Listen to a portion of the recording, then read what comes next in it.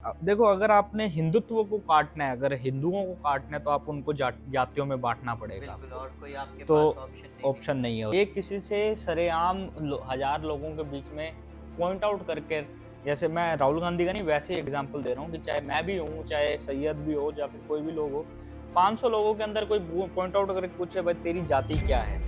और अगर वो समाज पिछड़े समाज से आता है तो वो हिचकाएगा, वो थोड़ा-सा सोचेगा बताने में कि तो उसको ऐसा लगेगा कि क्या ये मेरे से किस नज़र से बात करेगा, किस तरीके से बात करेगा। तो अगर वो अपर कास्ट से आता है तो वो इतना नहीं सोचेगा, वो बता देगा, ठीक है? पर अगर वो पिछड़ा समाज से आता है तो वो थोड़ा-सा ना शर्म करेगा बताने में। तो ऐसे पॉइंट आउट करके जाति पूछना गलत है कि यार जिस तरीके से हमारी सोसाइटी ने इन्वॉल्व किया है ना कास्टिज्म को, ये बहुत बहुत सही तरीके से किया। मतलब चाहे हमारी हिंदू सोसाइटी की मैं बात करूंगा, क्योंकि इसमें हिंदू सोसाइटी के अंदर हिंदू धर्म के अंदर जो चेंज लेके आ रहे हैं, मतलब ऐसे सती प्रथा से लेकर कास्टिज्म हो गया, कास्टिज्म पे काम हो रहा है बहुत ज्यादा जोर से।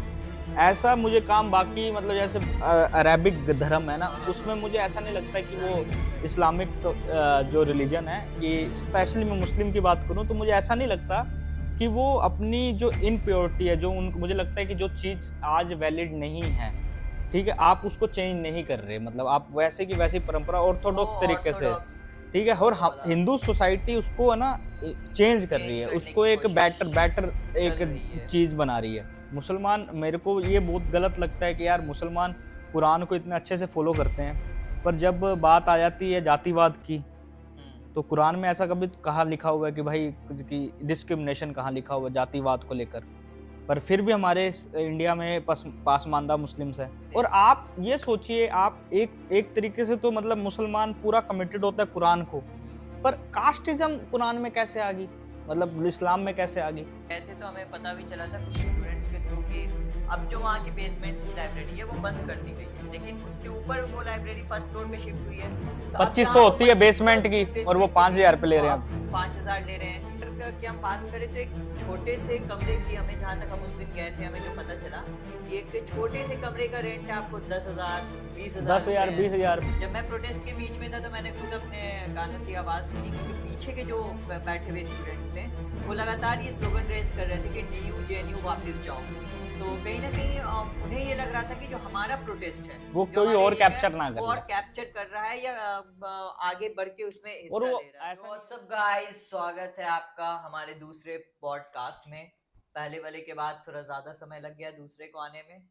लेकिन अब हम आपसे ये प्रॉमिस करते हैं कि कोशिश करेंगे कि ये पॉडकास्ट का सिलसिला जो है वो लगातार बना रहे। एक बार फिर से हमारे साथ इस पॉडकास्ट में हमारे साथी अमृत जुड़ चुके हैं। अमृत, हाय हेलो कर दे भाई। नमस्कार भाइयों सभी को। और थोड़ा-सा टाइम लग गया था पिछले पॉडकास्ट के बाद, अब हमने नया पॉडकास्ट शुरू किया है और रेगुलरिटी अब रखेंगे। और हमारा कॉन्सेप्ट यही है, थोड़ा कैज़ुअल बातें कर लें लोगों से, थोड़ा-सा हमारी हमारी जो डिस्कशंस हैं, जो हमारे पॉइंट ऑफ व्यू हैं, वो आप तक पहुँचे। और होप सो आपको पसंद आए। अगर आपको कुछ लग रहा है, आपको ऐसा लग रहा है कि हाँ भाई इसमें कोई दिक्कत है, तो आप कमेंट करके बता सकते हैं। आप भी अपना पॉइंट ऑफ व्यू रखिए, फुल जिससे ऑन कमेंट करो भाई। जिससे हमें भी पता चले कि भाई क्या कमी है और एक हेल्दी डिस्कशन हो सके। बिल्कुल।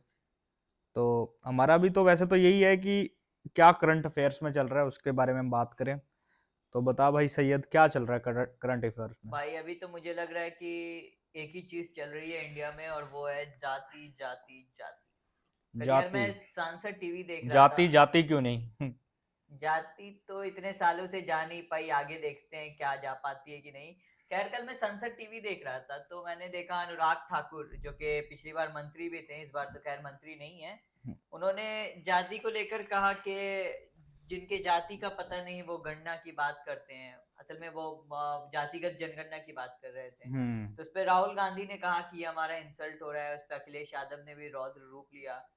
सवाल ये है यार कि लोकतंत्र के मंदिर में पार्लियामेंट के अंदर किसी से जाति पूछना ये किस हद तक देखो यार, मैं एक मेरे को जो मेरा ओपिनियन है उस इसको लेकर तो ये है, देखो यार, कि जो कास्ट की पॉलिटिक्स है वो अभी से नहीं चल रही, बहुत टाइम हो गया इसको चलते हुए। बिल्कुल। और क्योंकि कास्ट बेस्ड जो डिवीजन है ना, वो आप देखेंगे S C S T OBC का और जनरल कास्ट का, तो इसमें आप बांटेंगे तो पोलराइजेशन अच्छे से हो सकता है इन बिल्कुल पॉलिटिक्स। हाँ। तो कास्ट बेस्ड पॉलिटिक्स तो शुरुआत से ही चलती आ रही है। बहुत लंबे समय से ये तो इस लोकसभा चुनाव में राहुल गांधी ने कास्ट बेस्ड पॉलिटिक्स को बहुत हाइप दे दी, बिल्कुल। क्योंकि और मैं ये अभी भी दे रहे हैं, जब कास्ट सेंसस की हम बात करते हैं तो हाँ, कहीं ना कहीं इसे हाइप देने क्योंकि मिलता है। हम भी बात करते थे तब हम ये देखो, अगर आपने हिंदुत्व को काटना है, अगर हिंदुओं को काटना है तो आप उनको जातियों में बांटना पड़ेगा बिल्कुल, आपको। और कोई आपके तो पास ऑप्शन नहीं ऑप्शन दिखता। नहीं है उसका। तो उसी तरह राहुल गांधी ने क्या किया, कास्ट बेस्ड पॉलिटिक्स को स्टार्ट किया, चाहे वो संविधान की बात को लेके हो, चाहे वो जातिगत ये जनगणना की बात हो। और राहुल गांधी को आपने अक्सर देखा होगा, रिप्रेजेंटेशन की बात करते हैं वो, कि आपका ओबीसी का कितना रिप्रेजेंटेशन है आईएएस के अधिकारियों के एससी अंदर, एसटी से सेक्रेटरीज में कितना रिप्रेजेंटेशन रिप्रेजेंटेशन है, है, दलित्स का या फिर बहुजन समाज का कितना कितना रिप्रेजेंटेशन है। रिप्रेजेंटेशन है। हाँ तो आप इसको आपको समझना होगा कि देखिए, ये तो सच्चाई है कि रिप्रेजेंटेशन की कमी है, ठीक है, ये हम इसको नहीं निग्लेक्ट कर सकते कि कमी तो है राहुल गांधी पर। ये भी देखना होगा इसके साथ साथ उनकी पॉलिटिक्स भी चल रही है। अगर वो बात थी बजट के ऊपर, बिल्कुल, ठीक बजट है, के ऊपर ये ये सेशन चल रहा है। सेशन चल रहा था बजट के ऊपर, और उसके ऊपर जातिगत जनगणना कराने की बात छिड़ गई कि हम यहाँ पे बात हम करेंगे, और राहुल गांधी ने पोस्टर दिखाया, और उन्होंने फिर उसके बाद उठ के कहा भी कि हम इसी संसद में पास जातिगत करेंगे, जनगणना को पास पास करके करवाएंगे। उसके दिखाएंगे। बाद हाँ उन्होंने पोस्टर उठा के दिखाया, जो वित्त हम्म, मंत्री जी निर्मला सीतारमन है, उनके साथ जो लोग हलवा हलवा सेरेमनी। कहते सारे अपर कास्ट के हैं। हाँ तो आप समझिए कि जाति को पार्लियामेंट में लाया कौन, सबसे पहली बात। उसके बाद जातिगत अनुराग ठाकुर ने जो टिप्पणी की है ना, वो देखो, क्योंकि बीजेपी है ना, बीजेपी का इतिहास है ना, ऐसा पहले कहा जाता था कि ये स्वर्णों की पार्टी है, ये बिल्कुल। जर्नल्स की पार्टी है। तो उनको इस चीजों से बचना चाहिए कि जाति या फिर ऐसी चीजों पे ना टिप्पणी करे, तो और उनका खास सही करके रहे। जब आपके इतने बड़े नेता अनुराग ठाकुर मतलब बीजेपी के उन्होंने काफी कर तो बड़े दिया, नेता हैं। उन्होंने उन्होंने जैसे राहुल गांधी ने लेके आए तो अनुराग ठाकुर ने रिप्लाई तो कर दिया उसका, चाहे उसमें मतलब कि कोई भी रिप्लाई है डिफेंस। देखो, मेरे को सही नहीं लगता किसी की जाति पूछना, ठीक है, ना ही उनको पूछनी चाहिए थी, ना ही उन्होंने किसी और वे में पूछी है, ना किसी उन्होंने कहा मैंने किसी पर्टिकुलर का नाम नहीं लिया, उन्होंने पर नाम नहीं लिया इनका। पार्लियामेंट में ऐसी बात होनी नहीं चाहिए। बिल्कुल। तो ये इसका नुकसान तो बीजेपी को पहुंचेगा, क्योंकि पहले ही लोग नाराज है बीजेपी से, चाहे वो राहुल गांधी के संविधान बचाओ प्रोपोगंडा हो, कि संविधान बचाने की एक वो लग गई थी, दौड़ लग गई थी कि संविधान बचाना है तो हमें वोट दीजिए, हम वोट में मेजोरिटी में आएंगे तो संविधान बचेगा। तो उसी उसी को लेकर राहुल गांधी चल रहे हैं कि वो वोट बैंक मेरा पक्का रहे। तभी उन्होंने बोला कि मैं जब पिछड़ों की जो बात करता है उसको दुख दर्द सहना पड़ता है, ये सब बातें उन्होंने बोली। तो आप समझ लीजिए कि अब जातिगत जो राजनीति है वो राहुल गांधी ने पकड़ लेकिन ली है। भाजपा अब इसके तरफ से ये कह रही है कि अगर आप जातिगत जनगणना की बात करते हैं या ऐसे मुद्दे उठाते हैं तो कहीं ना कहीं इसको लेकर आप अगर गणना करवाते भी हैं तो इसमें जाति तो पूछी ही जानी है। तो अगर यार अनुराग देखिए, ठाकुर इसका ने ये इसका कह ऐसा दिया। नहीं है, ऐसा नहीं हो सकता। देखो इसमें क्या होता है, जब आप जातिगत जनगणना करवाएंगे तो आपके पास एक ऑफिसर आएगा, आपके कमरे में आपके घर पे आकर आपसे बात करेगा, बिल्कुल, वो ठीक है, प्राइवेट ये एक प्राइवेट टॉक होती है, प्राइवेट ठीक है। टॉक होगी। एक किसी से सरेआम हजार लोगों के बीच में पॉइंट आउट करके, जैसे मैं राहुल गांधी का नहीं, वैसे एग्जांपल दे रहा हूँ कि चाहे मैं भी हूँ, चाहे सैयद भी हो, या फिर कोई भी लोग हो, 500 लोगों के अंदर कोई पॉइंट आउट करके पूछे भाई तेरी जाति क्या है, और अगर वो समाज पिछड़े समाज से आता है तो वो हिचकाएगा, वो थोड़ा सा सोचेगा बताने में, कि क्योंकि उसको ऐसा लगेगा कि क्या ये मेरे से किस नजर से बात करेगा, किस तरीके से बात करेगा। तो अगर वो अपर कास्ट से आता है तो वो इतना नहीं सोचेगा, वो बता देगा, ठीक है। पर अगर वो पिछड़ा समाज से आता है तो वो थोड़ा सा ना शर्म करेगा बताने में। तो ऐसे पॉइंट आउट करके जाति पूछना गलत है। बिल्कुल। और अगर आप सर्वे के लिए आपके आके आपका मतलब कि आपके घर में आकर प्रॉपर तरीके से, एक प्राइवेसी तरीके से अगर आपसे जाति पूछी जाती है तो आपको इसमें बताने में कोई झिझक नहीं है, क्योंकि उसको बताने से ही आपकी सोसाइटी को लाभ मिलेगा। बिल्कुल। जब आपका रिकॉर्ड उसके पास जाएगा तभी तो वो आपकी सोसाइटी के लिए, आपको आपके समाज के लिए पॉलिसीज बना पाएंगे, और तभी तो वो कर पाएंगे ना जो जिस चीज के लिए जातिगत जनगणना रची गई थी, कि हम उस पर्टिकुलर, जैसे कोई समाज है, चाहे वो जनरल समाज ही हो, बिल्कुल। अगर जनरल समाज भी दबा हुआ है, चाहे जनरल समाज भी पिछड़ा हो रहा है, या फिर गरीबी में है। जैसे कि मंडल कमीशन भी आया था, हम्म, है ना, तो उसमें भी लोगों को भागीदारी तो मिली। हाँ, ओबीसी के लिए बहुत अच्छा था मंडल कमीशन, कि हाँ ओबीसी, वो तो मंडल कमीशन तो पूरा ओबीसी बेस्ड था, वो उसकी बात नहीं है।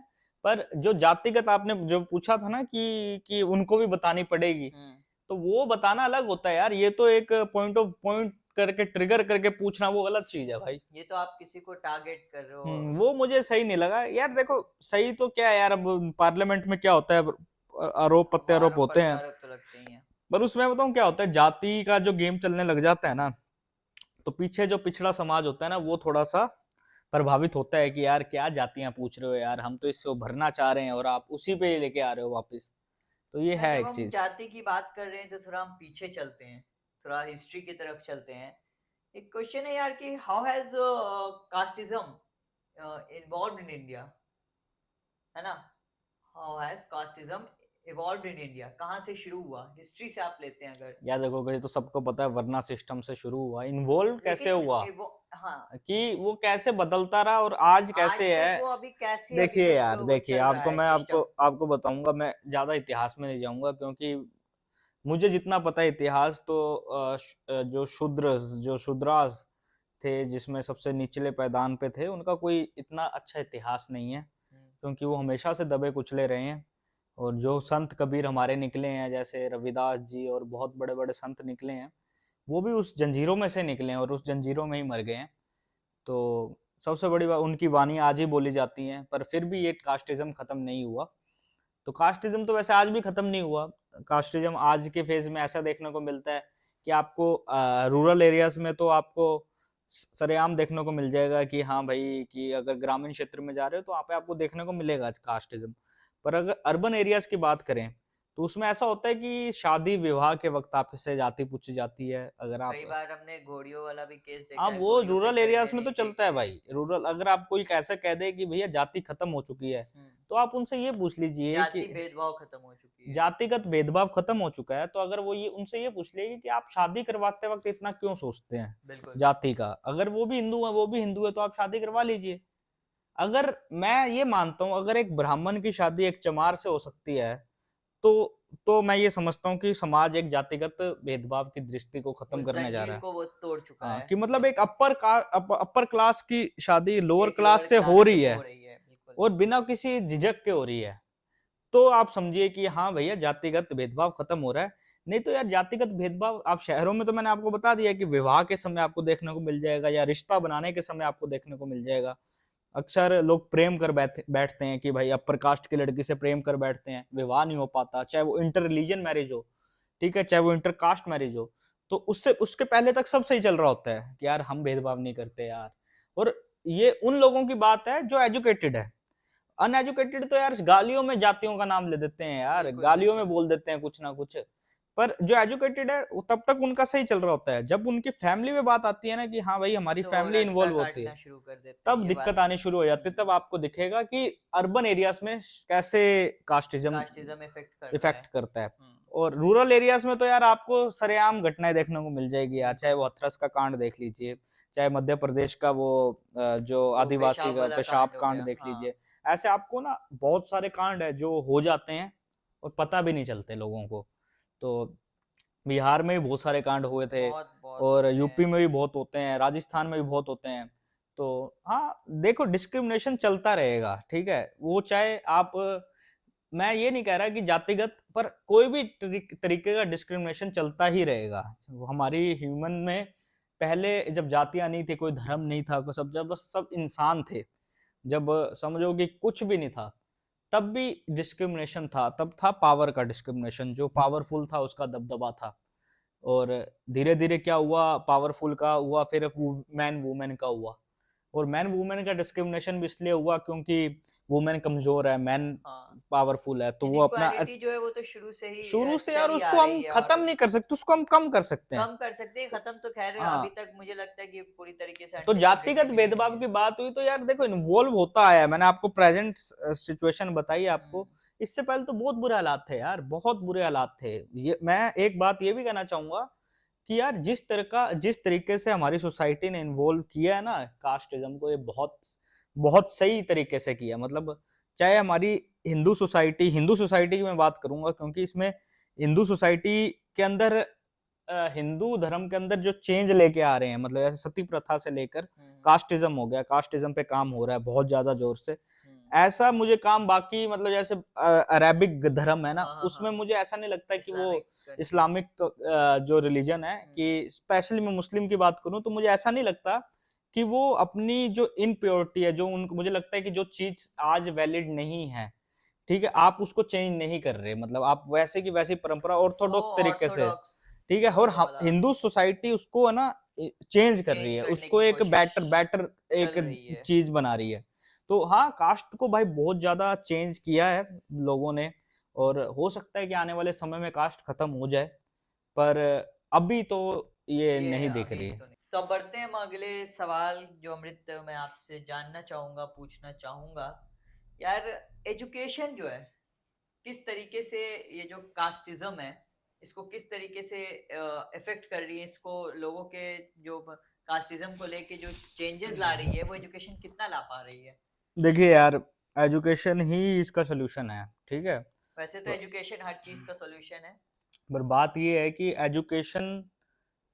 एजुकेशन लेने वाले लोग, जो शिक्षक हैं, जो अच्छी अच्छी पोस्ट पे बैठे हैं, कभी कभी ऐसा दिखता है कि वो भी कास्टिज्म के उसमें आ चुके हैं। तो सबसे बड़ी बात, एजुकेशन और अवेयरनेस दो चीज हैं। बाबा साहब अम्बेडकर ने बोला था कि रोटी और बेटी का नाता होगा ना जब, हम्म, मतलब एक तो इंटर डाइनिंग, मतलब कि साथ में खाना खाना, पहले तो यही नहीं होता था कि एक साथ खाना नहीं खाते थे लोग। और इंटरकास्ट मैरिज, रोटी और बेटी, जब रोटी और बेटी का नाता होगा ना, तब जाति खत्म होएगी। तो सबसे बड़ी बात ये है कि ये अवेयरनेस, बाबा साहब अम्बेडकर की जो विचारधाराएं हैं, चाहे वो जनरल कास्ट को, यार देखिए, मैंने बहुत बार सुना है कि बाबा साहब अम्बेडकर के ऊपर जनरल वाले या फिर कुछ अपर कास्ट के लोग ऐसे कह देते हैं ये तो दलित या फिर बहुजन के नेता है। पर आप सोचिए, वो ओवरऑल करना क्या चाह रहे थे, मतलब बिल्कुल। वो ओवरऑल क्या करना चाह रहे थे, ले दे के तो यही करना चाह रहे थे ना चेंज, कि कास्ट को खत्म कर कास्टिज्म दिया खत्म जाए। हो, सोसाइटी में एक चेंज आए। सोसाइटी में नहीं, आप सोचिए अगर हम अपर कास्ट की बात करें तो वो एक ही धर्म में है, ठीक है, वो हिंदू में ही है, और जो सबसे बहुजन समाज है वो भी हिंदू में है। तो आप सोचिए कि बाबा साहब क्या करना चाह रहे थे, वो तो यही चाह रहे थे ना कि ये समाज से जब हटेगा तभी आपकी प्योरिटी की ओर बढ़ेगा समाज, है बिल्कुल। ना। तो आप समझिए कि एक धर्म में इतना भेदभाव क्यों हो रहा था उस वक्त, अगर हो भी रहा था तो उन्होंने तो यही मुहिम छेड़ी थी ना कि ये भेदभाव खत्म किया खत्म जाए। होना चाहिए, हाँ। अब अब आप ये सोचिए कि मैं थोड़ा सा इतिहास में जाना चाहूंगा बिल्कुल। कि जब मुगल्स ने अटैक किया था हमारे देश में, या फिर कोई आउटर जो राजा थे उन्होंने अटैक किया था, हम्म, तब वर्ना सिस्टम के आधार पर तो ऐसा था कि क्षत्रिय लड़ेंगे, बिल्कुल। ठीक है, जो कि राजपूत होते थे। हाँ, और जो निचले तबके के लोग थे उनको लड़ने की इजाजत नहीं थी। नहीं थी गई थी। तो आप सोचिए कि आपकी आर्मी कैसे पावरफुल बनेगी, ठीक है। सही। आप ये सोचिए कि कोई अगर युद्ध युद्ध करने में अगर आप जो बैकवर्ड क्लास के लोग हैं उनको भी ले लेते, हम्म, तो आपकी आपकी आर्मी कितनी पावरफुल बनती, क्या बिल्कुल। आप पूरा समाज एक साथ होकर लड़ता तो कैसा जाता। बिल्कुल। और तब तो ऐसा हालात थे कि उनको तो समझो कि कुछ करने ही नहीं दिया जाता था। हम्म, एक आध इंसिडेंट है कि जिसमें सबको ले लिया था, मतलब कि मैं अब याद नहीं आ रहा मुझे, महाराणा प्रताप का शायद इवेंट है जिसमें उन्होंने सभी जातियों को मौका सभी दिया। जाति आदिवासियों के साथ लड़ा था, जो हम्म, मतलब कि युद्ध लड़ा था। उनके साथ मिलकर। हाँ, तो वो एक इंसिडेंट नजर आता है, पर ऐसे बहुत सारे इंसिडेंट हैं जिसमें नहीं हुई। और मुगल्स आते थे, मुस्लिम्स में एकता थी, और वो हम्म, आते थे करोड़ों की संख्या में, लाखों की संख्या में आते थे, करोड़ों तो क्या थे, लाखों की संख्या में आते थे, क्योंकि उनमें कोई ऐसा भेदभाव नहीं था, उनके पास तो जो जन्मा वो सपाई, और यहाँ पे थोड़ा सा भेदभाव था। इससे हमें कितना नुकसान देखने को मिला, बिल्कुल। और इससे कितना कन्वर्जन हुआ हिंदू धर्म में, कितना कन्वर्जन इससे हुआ कि आप ये सोचिए कि जब हिंदू धर्म अ, जब मुगल्स आए थे, जब मुगल्स राज करने लग गए थे, तो SC ST या फिर मतलब कि जो बहुजन समाज का बंदा है उसके लिए तो मुस्लिम धर्म एक ऐसा धर्म था जिसमें इनइक्वालिटी है ही नहीं। हम्म, उसके लिए तो ये था ना कि अगर मैं धर्म चेंज कर लेता हूँ तो मेरे साथ ये छुआछूत नहीं होगी, हम्म, मेरे को अच्छी जिंदगी जीने का अधिकार बिल्कुल। मिलेगा, मेरे साथ कोई भेदभाव नहीं होगा। मतलब जो चीज हम देखते हुए झेलते हुए आ रहे हैं उससे अलग होके हमें जिंदगी जीने का मौका हाँ, मिलेगा। तो उन्होंने तो ये सोचा होगा कि यार छोड़ो यार इन चीजों को यार, अब हमें रेसिज्म फेस नहीं करना, अब हमें भेदभाव फेस नहीं करना, हम चलते हैं मुस्लिम धर्म। ऐसा कितने कन्वर्जन हुए होंगे भाई, बहुत बहुत। समझ रहे हो? तब जाके मतलब कि जो सोशल अवेयरनेस के जो वो था कि लोगों के अंदर दिमाग आया कि भैया ये चीज हमें खत्म करनी चाहिए, क्योंकि मेजर पार्ट ऑफ द जो रिलीजन था हिंदू धर्म का, वो था SC ST OBC का, ठीक है? तो वो धीरे धीरे खिसक रहा था। तो सोसाइटी में चेंज लाने के लिए कि भाई कि ऐसा ना हो कि बहुत सारा पार्ट धर्म से निकल जाए हाँ, और मुस्लिम धर्म अपना ले, और ऐसा नहीं है कि मुसलमान बनने के बाद उनके साथ भेदभाव नहीं हुआ। आज भी देश में पसमानदा मुसलमान के नाम से एक चीज है, आप एक, गूगल करिए, वो बिल्कुल। वही है जो कन्वर्टेड है मुस्लिम्स, उनको भी जातिगत आधार पे आज भेदभाव झेलना पड़ता है। बिल्कुल। और आप क्या क्रिश्चियंस कम्युनिटी में चल जाइए, क्रिश्चियंस में भी आपको देखने को मिल जाएंगे SC। आप चाहे पंजाबी में सिख में आ जाइए, सिख में भी मिल जाएंगे आपको। तो ऐसा नहीं है कि हुआ एक चेंज, पर्टिकुलर एक धर्म की बात हम कर रहे हाँ, हैं। पर ऐसा भेदभाव चेंज किसी का नहीं हुआ, भेदभाव तो लगातार चलता रहा। पर उस वक्त ऐसा लोगों ने सोचा होगा, क्योंकि यार मुसलमान, मेरे को ये बहुत गलत लगता है कि यार मुसलमान कुरान को इतने अच्छे से फॉलो करते हैं, पर जब बात आ जाती है जातिवाद की, तो कुरान में ऐसा कभी कहाँ लिखा हुआ है कि भाई कि डिस्क्रिमिनेशन कहाँ लिखा हुआ है जातिवाद को लेकर? पर फिर भी हमारे इंडिया में पासमानदा मुस्लिम्स है। आप देखिए, आप आप फिर भी देखिए कि आप मुसलमानों में आपको ये देखने को मिल जाएगा कि मैं शिया हूँ, मैं सुन्नी हूँ, बिल्कुल। ये भेदभाव देखने को मिल जाएगा। आप देखने को मिल जाएगा, कोई कोई लोग ये गर्व करते हैं कि मैं पठान हूँ, बिल्कुल। कोई कोई लोग ये कह देते हैं कि मैं इस कास्ट की हूँ। वो कास्ट का प्राउड क्यों आ रहा है, कहाँ से आ रहा है? सोचने वाली बात ये है, समझ रहे हो? क्या चाहे उनके बीच में ऐसा नहीं है कि ऐसा ना हो, ऐसा मैं नहीं कह रहा कि क्या पता, मुझे नहीं पता इस बारे में कि उनके बीच में शादी विवाह होता है या नहीं होता, पर ये चीज देखने को मिलती है ना, पासमानदा मुस्लिम्स क्यों नाम रखा गया? अगर हम उनके बीच भी शादी विवाह की बात करें तो यार बहुत कम ही मात्रा में देखने को मिलती है। ऐसा तो है नहीं कि इंटरकास्ट मैरिज मतलब उनके भी कम है। बहुत कम है। और ऐसा अब तो क्योंकि खुद उनके अंदर भी बहुत सारी चीजें हैं। अब जैसे शियाज़म की बात करें तो उसके अंदर भी सैयद है तो मिर्जा है, तो उनकी भी तो मैरिज ये उन्हीं हुआ चीजों कहाँ, के शुरू अंदर कहाँ होनी से हुआ, चाहिए। मतलब ये सब? ये तो यार काफी लंबी स्टोरी है। और मतलब यार ये तो मुझे पता है कि सिया सुन्नी की कहानी तो मुझे पता है, हाँ, पर लोगों को ऐसा नहीं लगता कि यार हम कुरान के बेस पे ही चलें? मतलब कि हम इस चीज को क्यों अपना रहे हैं? मतलब कि एक आम मुसलमान, चाहे वो मुसलमान धर्म अपना रहा है, पर वो उसको ये नहीं लगता कि यार मैं कुरान के बेस पे चलूं, मुझे ये इन चीजों में नहीं पढ़ना। जब तक एक्चुअली ये चीजें स्टार्ट हुई है आफ्टर प्रॉफिट, ठीक है, उसके बाद जो सिस्टम आया रूल करने का, उसको लेकर ये चीजें स्टार्ट हुई और लोगों के बीच डिवीजन देखने को मिला। तो वहीं से दो अलग अलग कह सकते हैं मेन मुस्लिम्स में जो जातियां शिया हैं, और जो सुन्नी शिया और का, सुन्नी, उनका बंटवारा होता है। तो तो वो बंटवारा तो चलो हो गया, पर उस बंटवारे को खत्म करने की कोशिश नहीं की गई क्या समाज के द्वारा कि यार ये चीज को खत्म करें हम? क्योंकि समाज उससे ही तो डिस्क्रिमिनेशन फैल रहा है। समाज देखिए, हमेशा ये होता है कि समाज के अंदर कुछ अच्छे लोग भी होते हैं, कुछ बुरे भी होते हैं।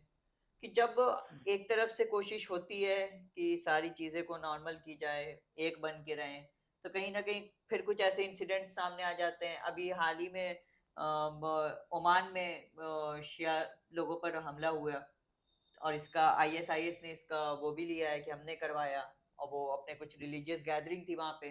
तो जब ऐसी चीजें सामने आती हैं तो कहीं ना कहीं आप जब उसी रिलीजन के होकर और वही लोग वैसा करते हैं, तो कहीं ना कहीं एक डिवीजन देखने को मिलता है जो लोगों के दिमाग में भी जाता है कि जब वो ऐसा कर रहे हैं तो हम फिर क्यों उनसे हाथ मिलाएं। बात तो ये है ना कि यार चलो ये तो आपने मिड ईस्ट की बात बताई, जो इस्लामिक कंट्रीज है उनकी, पर हमारे देश में ऐसा क्यों है? मतलब कि ऐसे इतना कास्टिज्म में कैसे बट गया देश? चल सिया सुन्नी को अलग हटके भी देखें तो हम, कि पासमानदा मुस्लिम्स हो गए, पठान्स हो गए, उसमें सैयद नाम की भी एक कास्ट है शायद, मैंने सुना है। सैयद अपर कास्ट होती है। हाँ, ये अपर कास्ट, ये अपर कास्ट कहाँ से आ गया? मतलब ये सोचने वाली बात है यार, ऐसा तो कुछ आपके वहां पे है ही नहीं मुस्लिम धर्म में। तो ये आप कह सकते हो कि ये वरना के ही रिफ्लेक्शन आपके पे पड़गी। हाँ, कह सकते और हैं। आप ये सोचिए, आप एक एक तरीके से तो मतलब मुसलमान पूरा कमिटेड होता है कुरान को, पर कास्टिज्म कुरान में कैसे आ गई? मतलब इस्लाम में कैसे आ गई? ये भी सोचने वाली बात बिल्कुल, है। ये सब और सोचने वाली क्रिश्चियनिटी बातें। की भी और बात मैं ये बोल रहा हूँ, क्रिश्चियनिटी भी इक्वालिटी की बात करता है। फिर भी उसमें आ रही है कास्ट। तो मतलब कि Okay. एक तरीके से ना जो धार्मिक लोग हैं वो अपनी सहूलियत के हिसाब से चीजें रखने लग जाते हैं कि यार मतलब कि चल ये सोसाइटी में ये हो रहा है तो हम भी यही अपनाएं। तो ये तो हो गई भाई कास्ट की बात। यार अमृत, हम अभी हाल फिलहाल में एक जगह रिपोर्ट करने गए थे, हमने वीडियोस भी डाले हैं चैनल पे, राजेंद्र नगर, और राजेंद्र नगर हाँ की बात करें तो। भाई, हाँ वीडियोस डाले हैं भाई, सोशल बैठे और द न्यूज़ 13 पे आप जाके देखिए, बिल्कुल भाई, पूरी वीडियो देखो, ग्राउंड रिपोर्ट मेहनत बनाई लगती है है। वीडियोस और बनाने हमारा में। कोशिश ये रहती है कि यार देखो पॉडकास्ट तो रेगुलर आते रहेंगे, हमारे ग्राउंड रिपोर्ट्स भी आप देखिए और उसमें देखिए कि ग्राउंड पे हम क्या लोग और भी रियलिटी है। बहुत कुछ प्लानिंग कर रहे हैं चैनल पे हाँ एक्टिव रहने की, और बताऊं, अ, बताऊं क्या है इस पॉडकास्ट में ना, आपको जो रिपोर्ट में नहीं बता पाए वो हम इस वो इस पॉडकास्ट में पॉडकास्ट में हम आपको बताने बता जा रहे देंगे। हैं। देखिए यार मेरा ओवरऑल एक्सपीरियंस तो बहुत, जब मैं गया था तो मैं ये सोच रहा था कि यार प्रोटेस्ट चल रहा होगा कि नहीं चल रहा होगा, हम्म। क्योंकि हमने फिर कुछ लोगों से पता भी लगाया। हाँ मैं सोचा तो मैंने कहा यार क्योंकि कोई कोई प्रोटेस्ट होते हाथों हाथ ही खत्म हो हाँ गए, उस दिन बिल्कुल। बैठ गए, अगले दिन का अगर समझौता हो हमें गया। याद हो तो वहां भी कुछ ऐसे प्रोटेस्ट हो रहे थे जो हाथों हाथ खत्म भी हाँ हो गए थे। वो स्टूडेंट पॉलिटिक्स में ऐसा चलता ही हाँ। रहता है। तो क्या हुआ, तो हम पहुंचे वहां पे। तो यार देखिए सबसे पहली बात जो मेरा पॉइंट ऑफ व्यू है राजेंद्र नगर की हम्म, घटना को लेकर, देखो दिल्ली जो शहर है ना ये मेरे हिसाब से आइडियल शहर होना चाहिए पूरे देश का। बिल्कुल। एक कि कह सकते हैं कि एक जो छवि जो हर जगह होनी चाहिए वो दिल्ली को देख के होनी दिल्ली चाहिए, को क्योंकि आप देखकर ऐसा होना राजधानी की चाहिए कि बात कर मुझे रहे हो। ऐसा हमें ऐसा शहर बनाना है, हमें बिल्कुल। दिल्ली जैसा शहर बनाना है। बिल्कुल। समझ रहे हो? पर दिल्ली में इतनी कमियां क्यों है, मेरे को तो ये समझ नहीं आता यार कि आप दिल्ली को एक आइडियल सिटी क्यों नहीं बना पा रहे। और बात रही, मुझे हमेशा अक्सर ऐसा लगता है कि यार इंसान की इंडिया में वैल्यू नहीं है यार। मतलब कि यार बहुत सारी ऐसे कि अब जैसे अभी वायनाड में हो रहा है, हम्म। 122 लोग दब गए। अब 156 के मौत की हाँ खबर थी अभी हाल ट्रेन फिलहाल में हादसा हो मैंने देखा जाता है, था। कैसे मर जाते हैं लोग। बिल्कुल। भोपाल गैस ट्रेजेडी जैसे वो गैस तो ट्रेजेडी हो भाई, जाती है। मतलब कि मुझे कभी कभार ऐसा लगता है कि यार अभी जो 10, गुजरात में गेमिंग वाला हुआ था। एक एक मौत, दो मौत, तीन मौत, उसके बाद तो लोगों को लगता है ये संख्या है। हम्म। समझ रहे हो?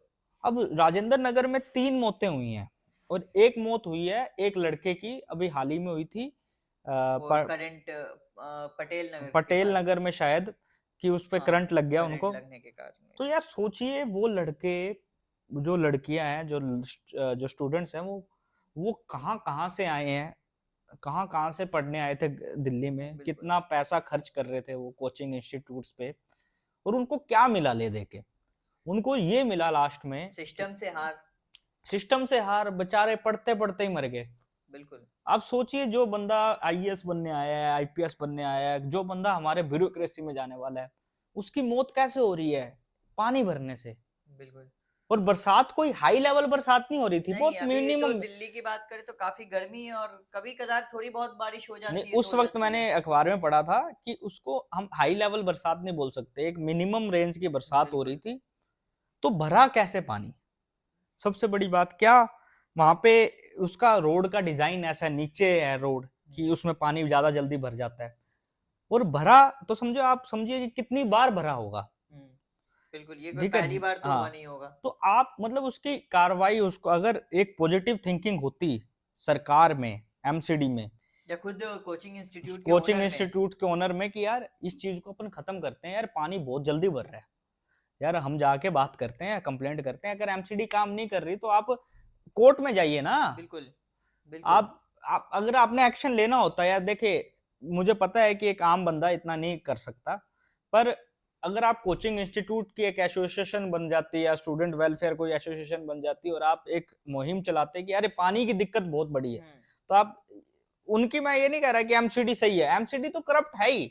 बिल्कुल। मैं तो कह रहा हूँ एमसीडी, और देखिए आप एमसी और एमसीडी ऐसा तो है नहीं कि आप उनसे हाथ पकड़ के काम करवा लेंगे, बिल्कुल नहीं, जब ऊपर से डंडा पड़ेगा ना उनके, तभी काम तब भी होगा। काम होगा। बिल्कुल, अभी जैसे अब इंसिडेंट के बाद से काफी कुछ राजेंद्र नगर में एमसीडी ने कार्रवाई अरे शुरू यार की। वो बताऊं क्या है, वो ये कार्रवाइयां बताऊं, जब कोई कांड हो जाता है तो उसके वो तब उसके बाद इतना जल्दी काम होने लग जाते हैं ना वो कि भाई, पुट्टी करना जिसे हाँ, कहते हैं कि इतने दीवारों पे, जल्दी काम अगर आप पहले ही कर देते फिर क्या तो जाता। आई वो देखो यार चुन जाने कोचिंग वही जल्दी इंस्टीट्यूट था। की सबसे बड़ी गलती ये है, देख मेरे को ऐसा लगता है कोचिंग इंस्टीट्यूट वाले तो यही सोचेंगे ही ना कहाँ से फायदा हो। पैसा कहाँ से आए। ठीक है वो उन्होंने बिल्डिंगें बिल्डिंगें बनाई, ठीक है जैसे भी बनाई कि सस्ते में टपा रहे हैं, नीचे 2500 रुपए ले रहे हैं, 3000 रुपए फीस ले रहे हैं, और वही फर्स्ट फ्लोर पे आ जाए तो अभी होती है। जब हम वहाँ गए थे तो हमें पता भी चला था कुछ स्टूडेंट्स के थ्रू कि अब जो वहाँ की बेसमेंट्स की लाइब्रेरी है वो बंद कर दी गई है, लेकिन उसके ऊपर वो लाइब्रेरी फर्स्ट फ्लोर पे शिफ्ट हुई है। तो अब 2500 जहाँ वो होती है 2500 बेसमेंट की और वो बेसमेंट की थी 5000 पे ले वो रहे हैं अब 5000 ले रहे हैं। तो कहीं ना कहीं स्टूडेंट पे ये भी एक बोझ बढ़ तो रहा देखो है। यार, जो जो बिजनेसमैन है ना वो प्रॉफिट की सोचेगा, बिल्कुल। ठीक है, पर हमारी सरकार को तो ये नजर रखनी चाहिए थी ना कि यार ये सही चीज नहीं है, ये मतलब गलत हो रहा है, पर ऐसा कुछ नहीं हुआ। वहां गया, बच्चे सही में बहुत गुस्से में थे और बहुत आक्रोशित थे कि यार ये गलत हुआ उनके साथ, और हुआ भी गलत है। उनकी जो मांगे हैं बिल्कुल जायज मांगे हैं मांगे हैं। यार। वो क्यों नहीं कहेंगे कि हमारी जो अब अंडरग्राउंड लाइब्रेरीज है वो बंद करवाओ? करनी वो चाहिए। क्यों नहीं कहेंगे कंपनसेशन 1 करोड़ रुपया दे जाए? क्योंकि 1 करोड़ इसलिए मांग रहे हैं कि वो 20-20, 25-25 लाख रुपए तो वो अपने स्कूल में खर्च कर देते हैं। बिल्कुल वो तैयारियों अब में गवा देते हैं। वो कंपनसेशन उनकी जायज मांग है। और राजेंद्र नगर का की हम बात करें तो एक छोटे से कमरे की, हमें जहां तक हम उस दिन गए थे हमें जो पता चला कि एक छोटे से कमरे का रेंट है आपको 10,000 20,000 10,000, रुपए है। 20,000 पे। यार देखिए, आपको ना एक मैक्सिमम रेंट का कर देना चाहिए, इससे ज्यादा रेंट स्टूडेंट से नहीं लिया स्टूडेंट है। से नहीं लेने चाहिए, यार बिल्कुल। सरकार इन चीजों में पता नहीं क्यों नहीं ध्यान देती यार, कि यार स्टूडेंट आ रहा है इतनी दूर से, उसको कोई दिक्कत ना आए। तो यार देखिए वहां पे मुझे मुझे पर्सनली ऐसा भी लगता है कि यार एक्सटर्नल फोर्सेस भी वहां पे थी, जैसे जेएनयू डीयू जाओ जेएनयू जे अब जब वो प्रोटेस्ट कवर कर रहे थे तब अमृत तो खैर लोगों से बाइट ले रहे थे उस समय। तब जब मैं प्रोटेस्ट के बीच में था तो मैंने खुद अपने कानों से ये आवाज सुनी कि जो पीछे के जो बैठे हुए स्टूडेंट्स थे वो लगातार ये स्लोगन रेज कर रहे थे कि डीयू जेएनयू वापस जाओ। तो कहीं ना कहीं उन्हें ये लग रहा था कि जो हमारा प्रोटेस्ट है, वो जो कोई हमारे और एक है, कैप्चर ना वो कर और ले। कैप्चर कर रहा है या आगे बढ़ के उसमें और हिस्सा वो ले रहा है। ऐसा नहीं है, राजेंद्र नगर के जो स्टूडेंट्स हैं वो बहुत समझदार हैं, उन्होंने इसलिए वो नारे लगाए क्योंकि बिल्कुल उनको दिख रहा था कि ये हो रहा है। ये चीजें हो रही और हैं। यार देखिए, कोई भी स्टूडेंट प्रोटेस्ट हो, एक्सटर्नल फोर्स तो आएगी भाई, हम्म, ये चाहे आप, क्योंकि ये होता है कि यार पॉलिटिक्स चमकाने का यही सबसे बड़ा ये सबसे बड़ा मौका होता मौका है है। कि यार चल छात्र जब हम संघ। भी कभी फील्ड पे हम लोग भी निकलते हैं तो कई लोग ऐसे मिल जाते हैं, भाई हमारा बाइट ले लो, हमें बोलना हाँ, है। वो छात्र नेता होते हैं, हाँ, पर हम यही कोशिश करते हैं कि जो वहाँ के लोग हों लोकल उनसे है। बात हो। तो बिल्कुल। यार देखिए, उनकी जायज मांगे हैं। और इस बात पे वो जो सबसे बड़ी मुझे गलत बात तो क्या लगी कि यार जो जैसे जो कोचिंग जो स्टाफ हैं, जो टीचर्स हैं, उनको मेन भूमिका निभानी चाहिए थी इस बिल्कुल प्रोटेस्ट में। अभी अभी दृष्टि आईएएस का भी आया है ले देकर, बयान पॉडकास्ट भी विकास उन्होंने किया है। द्विवेदी का अब निकाला है, अनुराग ओझा जी ने भी अपना बयान दिया है। बयान दिया है। पर मुझे बताऊं क्या लगता है कि यार ऐसे हादसे हो ना, तो सबसे पहले स्टूडेंट्स को संभालने के लिए, उनसे बात करने के लिए, क्योंकि वही एक गार्जियन है, कम्युनिकेशन बनाने के लिए। वही गार्जियन है यार। बिल्कुल। अब यार आप सोचिए, उनके पास माँ बाप तो है नहीं, वो तो उनके गांव में होंगे, उनके घर हाँ, में होंगे, आप किसके अंडर रह रहे हैं? वो स्टूडेंट्स किसको फॉलो कर रहे हैं? आपको फॉलो कर रहे हैं। आपने उस वक्त वहां पे नहीं दिया उनको साथ, तो उसका भी गुस्सा था, ठीक है। अगर विकास दिव्यकृति पहले दिन ही आ जाता वहां पे, विकास सर वो पहले दिन ही आ जाते वहां पे, तो सोचिए कि कितना मनोबल बढ़ता स्टूडेंट्स का। बिल्कुल। हो सकता है कि विकास दिव्यकीर्ति जी को ये लगा हो कि यार मेरी भी बेसमेंट में चल रही है और उनकी भी समस्या थी, तो उन्होंने तो और एक उन्होंने यार देखिए, पॉडकास्ट में। उन्होंने ऐसा भी कहा कि जो कार्रवाई हुई है, हाँ, ठीक है, उन्होंने उसका डिफेंड नहीं किया कि बिल्कुल गलत था जो गलत था, पर गलत उन्होंने है। ये भी कहा कि एमसीडी से अप्रूव कराया हुआ मेरा वो है इंस्टीट्यूट। उन्होंने फिर बाद में ये भी कहा है कि वो मेट्रो भी है, वो भी बेसमेंट में चल पर रही मुझे ये है। गलत लगा यार, देखिए ये तो दोषारोपण हुआ ना कि सही मेट्रो है। भी चल रही है जब या फिर ये भी चल रहा है। आप उन्होंने गलती तो मानी, हम्म, पर फिर ये एग्जाम्पल भी उन्होंने दिए कि हाँ ये चल रहा है, आप पॉडकास्ट सुन सकते हैं एनआई पे जाके, आप उनको एनआई पे उनका विस्तार पॉडकास्ट से है। सुनिए तो आपको समझ आएगा। अभी इस पॉडकास्ट में हम उतनी उनको नहीं समझा पाएंगे, हाँ, बट ओवरऑल मुझे ऐसा लगा कि यार टीचर्स को ना मेन भूमिका निभानी चाहिए थी एक बात खत्म करवाने में। टीचर्स बैक फुट पे दिखे क्योंकि जो इंस्टीट्यूट्स हैं वो वहाँ पे नौकरियां कर रहे हैं, और वो अगर इंस्टीट्यूट्स के सामने खड़े हो जाएं तो वो नौकरियों पे भी बात आ सकती है उनके। तो हमें ओवरऑल पूरे प्रोटेस्ट में जो सबसे बड़ी कमी वहां लगी वो टीचर्स की अनअवेलेबिलिटी थी। हम्म। टीचर्स वहां और पे मेरे नहीं को थे बताओ, बच्चों मेरे के को सपोर्ट में। जेन्युइनली बताऊं ना, फ्रैंकली बताऊं, मुझे ऑर्गेनाइज नहीं लगा प्रोटेस्ट। बिल्कुल ऑर्गेनाइज्ड मतलब कि ऐसा नहीं बिल्कुल। था कि उनके कोई रूपरेखा थी, सही बताऊं ना, चल ठीक है लोग गुस्से में बैठे हैं, ठीक है, पर उनकी मेरे हिसाब से उनकी एक कमेटी होनी चाहिए स्टूडेंट्स के आपस में, जो जो प्रोटेस्ट को डिसीजन, आगे लीड हाँ, करे, जो डिसीजन ले सके। डिसीजंस ले। ठीक है, किसी को नहीं पता कि कब तक चलेगा ये प्रोटेस्ट, हाँ, किसी को बस ये है कि स्टूडेंट्स एक तरीके से ना जब कोई बोलता है तब सुनते हैं, ठीक है, क्या पता कमेटी बनी हो, हमें ना पता हो, क्या वो पता उस अंदर तरीके खाते से हैं। ऑर्गेनाइज कर नहीं पा रहे हैं चीजें, हाँ। ये भी हो सकता है, लेकिन अगर कमेटी होती तो उसका काम हमें जरूर दिखता वहां पर। मतलब कि यार अब जैसे वहां पर जब माइक से बोला जा रहा था तो मैंने पूछा था कौन है, तो वो कहते, जब वो कह रहे थे कि बात करके आए हैं हम,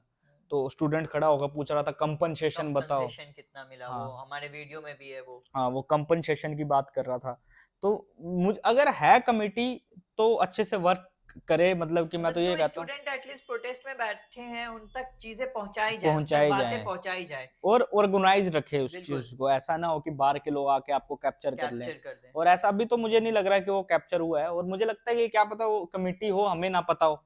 पर जितना हमने देखा कि वहां पे कमेटी का नाम नहीं आ रहा था इतना कोई, बिल्कुल। बस इतना ही था कि स्टूडेंट्स आ रहे थे, बैठ रहे थे और अपना वो कर रहे थे। हम्म, तो ओवरऑल प्रोटेस्ट तो ठीक है यार, बस बात ये है उनको जस्टिस मिले यार, उनको ऐसा मिले कि न्याय मिले, और जो घर वालों को जो नुकसान पहुंचा है उस पे हम अफसोस ही व्यक्त कर सकते हैं यार, बिल्कुल, क्योंकि पूरे सिस्टम का फेलियर इस हादसे ने दिखा दिया यार। बिल्कुल। तो ये थी राजेंद्र नगर की कहानी। और खैर हमने जो कुछ भी वहाँ लोगों से बातें की, बच्चों से बातें की, वो हमारे वीडियो में है। आपको आई बटन पे या फिर इस वीडियो के एंड में आपको वो वीडियो मिल जाएगा, जरूर देखिए कि जो दिल्ली में स्टूडेंट्स जो बैठे हुए अपने डिमांड कर रहे हैं, आखिर उनकी बेसिक्स डिमांड्स है क्या, और इस पर भी क्या कुछ अपडेट आएगा। हम अगर फिर से कुछ बड़ा होता है तो हम जरूर वहां जाएंगे राजेंद्र नगर, उसे फिर से कवर करने की कोशिश करेंगे।